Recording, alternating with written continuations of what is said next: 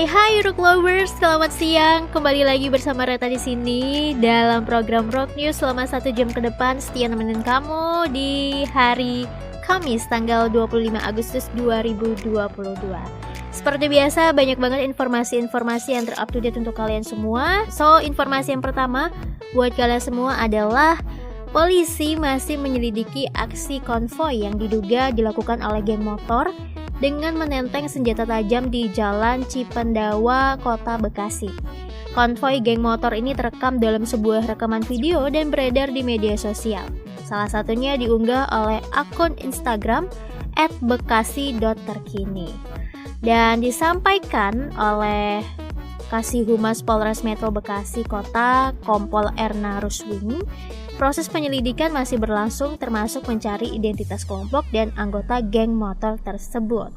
Nah, dalam video yang diunggah oleh akun Instagram yang tadi Reto udah bilang, terlihat rombongan pemotor melintas di ruas jalan. Nah, mereka tuh berkendara tanpa menggunakan helm dan beberapa di antaranya membawa senjata tajam. Terlihat juga melaju dengan kecepatan yang tinggi. Aduh, ngeri banget ya kalau udah misalkan kayak gangster gini berkeliaran di jalan. Udah gitu bawa senjata tajam, sangat-sangat meresahkan pastinya ya. Meresahkan banget untuk masyarakat yang di sekitar sana. Senjata tajam loh, nggak main-main yang mereka bawa. Kalau misalkan dia nekat gitu kan, sabet-sabet orang sembarangan kan bahaya ya. Jadi semoga aja sih untuk kepolisian di seputaran Kota Bekasi ini bisa lebih rajin lagi dalam patroli ya guys ya. Karena kan kalau yang kayak gini-gini tuh harus dibasminya sama polisi ya. Malam-malam, apalagi malam-malam nih rentan banget sama yang kayak begini. Takutnya mereka tuh konvoy, nggak hanya konvoy, takutnya ternyata mereka udah ada rencana mau pergi ke sini, mau tawuran, ini kan bahaya ya. Semoga aja sih cepat dituntaskan Rock Lovers ya, dan diketahui siapakah geng motor ini yang membawa senjata tajam ya, supaya tidak terjadi lagi hal seperti ini dan masyarakat juga bisa lebih tenang. Proses revitalisasi Kota Tua DKI Jakarta dilaporkan sudah selesai. Kini tempat wisata sejarah ini telah bersalin rupa menjadi kawasan rendah emisi usai direvitalisasi. Hal ini diketahui dari unggahan pemerintah Provinsi DKI Jakarta lewat akun @dki-jakarta di Instagram. Jadi kalian bisa kepo-kepoin dulu Instagramnya. Bagus banget Rock Lovers. Dan Pemprov DKI juga menyatakan pemberlakuan rendah emisi ini, kawasan rendah emisi ini dilakukan bertujuan untuk meningkatkan kualitas di sekitar kawasan. Nantinya kendaraan bermotor juga dibatasi untuk melintas wilayah Kota Tua. Hal ini diharapkan dapat mengurangi tingkat kemacetan di kawasan tersebut. Nah, sebelumnya pemerintah Provinsi DKI Jakarta merevitalisasi kawasan Kota Tua. Nah, desain kawasan yang terletak di Jakarta Barat ini akan dibuat pada abad ke-17, tepatnya pada 1627, di tahun 1627 silam. Nah, untuk terkait revitalisasi Kota Tua ini, Gubernur DKI Jakarta Anies Baswedan membuka wacana pula untuk mengembalikan namanya menjadi Batavia. Bagus ya guys ya. Dan ya pasti bagus setelah direvitalisasi juga kan tadi akan menjadikan Kota Tua ini sebagai kawasan rendah emisi. Sangat bagus ya. Kalau lebih bagus lagi sih bisa ditambah lagi nih daerah-daerah di ibu kota nanti yang memang kawasannya rendah emisi. Wow, keren.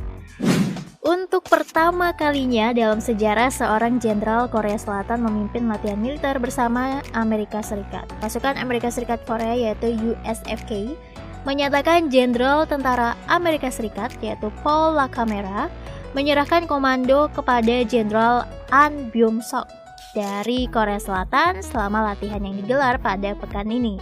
Selama ini, LaCamera merupakan komandan USFK, sementara An menjadi wakilnya. Dan biasanya sih latihan gabungan kedua negara ini dipimpin oleh komandan USFK yang berarti dipimpin oleh Paul LaCamera. Jadi ini yang pertama kalinya dalam sejarah. Nah, LaCamera juga mengatakan bahwa keputusan ini diambil berdasarkan rencana komando di masa depan yang sudah dirancang Menteri Pertahanan dari kedua negara sejak tahun lalu gitu. Dan estafet komando ini akhirnya baru terwujud dalam latihan militer gabungan tahun ini. Hadir di latihan itu juga ada Menteri Pertahanan Korea Selatan yang menyatakan bahwa latihan ini penting di tengah ancaman Korea Utara. Kira-kira gimana ya respon dari Korea Utara ngelihat latihan gabungan antara Korsel dengan Amerika Serikat? Korban tewas dari serangan Rusia di sebuah stasiun kereta api Ukraina, Chaplino, pada hari Rabu kemarin bertambah menjadi 22 orang yang sebelumnya 15 orang yang meninggal dunia. Korban kemungkinan terus akan bertambah ya. Sementara Presiden Ukraina Volodymyr Zelensky mengatakan serangan ini merupakan pukulan bagi warga yang tengah memperingati 6 bulan aksi serangan brutal Rusia. Sebelumnya kabar serangan ini disampaikan oleh Zelensky saat menyampaikan sebuah pidato di Dewan Keamanan PBB. Dikatakan serangan ini terjadi tepat di gerbong di stasiun Chaplino. 4 mobil penumpang ini juga dikabarkan terbakar ya. Serangan ini terjadi saat Ukraina memperingati hari kemerdekaannya, memperingati pemisahannya dari Uni Soviet pada tahun 1991. Dan ini terjadi ketika negara itu memasuki bulan ke-7 perang melawan Rusia yang diluncurkan pada 24 Februari. Ya, jadi padahal sih presidennya kemarin sudah juga mewanti-wanti ya supaya masyarakatnya nih tidak merayakan kemerdekaan yang secara terbuka atau terlihat banget supaya Rusia tidak melancarkan aksinya pada saat di hari kemerdekaan mereka. Tapi ya kirain kemerdekaan Ukraina kemarin bisa agak tenang lah satu hari aja, tapi ternyata tidak. Rusia melancarkan serangannya di sebuah stasiun kereta api Ukraina, Chaplino. Dan pastinya rest in peace semua korban yang meninggal dunia. Semoga aja juga Rock Lovers ya konflik antara Rusia dengan Ukraina ini bisa mencapai kesepakatan untuk berdamai gitu ya. Tidak berlarut-larut dalam peperangan. Kita masuk ke segmen ekonomi. Kementerian Pertanian atau Kementan mencatat realisasi penyaluran ganti rugi hewan ternak yang mati akibat penyakit mulut dan kuku atau PMK mencapai 2,7 miliar rupiah. Sekretaris Direktorat Jenderal Peternakan dan Kesehatan Hewan Kementan, yaitu Makmun, menyatakan ganti rugi diberikan untuk 86 peternak. Dan dijelaskan pula dana sebesar 2,7 miliar rupiah tersebut digunakan untuk ganti rugi 270 ekor ternak yang mati akibat PMK. Ganti rugi ternak masing-masing 10 juta rupiah per ekornya. Sementara untuk total ternak yang terjangkit PMK ini mencapai 510.258 ekor. Ternak sembuh mencapai 349.909 ekor, potong bersyarat 11.113 ekor, lalu yang mati mencapai 7.024 ekor dan yang belum sembuh 142.212 ekor. Nah, sebelumnya Menteri Koordinator Bidang Perekonomian Erlangga Hartarto mengatakan, pemerintah akan mengganti rugi ternak yang dimusnahkan akibat PMK sebesar 10 juta rupiah per ekor sapi. Jadi untuk para peternak-peternak yang kemarin banyak ya hewan ternaknya yang kena PMK dan yang mati akan diganti rugi oleh pemerintah. Tadi dana yang digelontarkan 2,7 miliar rupiah ke 86 peternak. Satu ekornya akan diganti rugi sebesar 10 juta rupiah. Jadi buat kamu mungkin yang kemarin ada hewan ternak yang mati ya karena PMK, bisa dicek-cek syaratnya apa aja untuk bisa mendapatkan bantuan dari pemerintah. Penyanyi Unmesh Kamaleng menceritakan kenangan sedih di balik pembawaan lagu Andaikan Kau Datang untuk soundtrack film Miracle in Cell No. 7.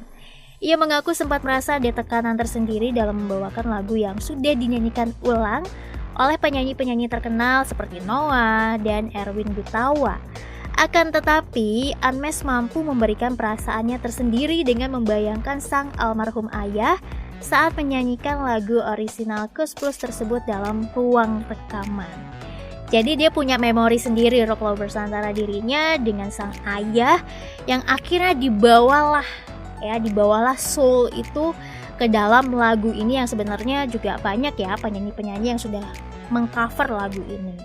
Dan Unmesh mengaku dirinya sangat senang saat diajak memberikan suaranya dalam mengisi soundtrack film Miracle in Cell No. 7. Wah, pasti juga buat Rock Lovers yang penasaran banget ya, gimana kira-kira film dari Miracle in Cell Number 7 ini dalam versi Indonesianya. Karena kalau dari Koreanya mungkin kita udah nonton ya. Yang dari Indonesia pasti punya feel yang berbeda dibandingkan yang Korea Selatan. Jadi kalian mesti nonton juga Rock Lovers ya.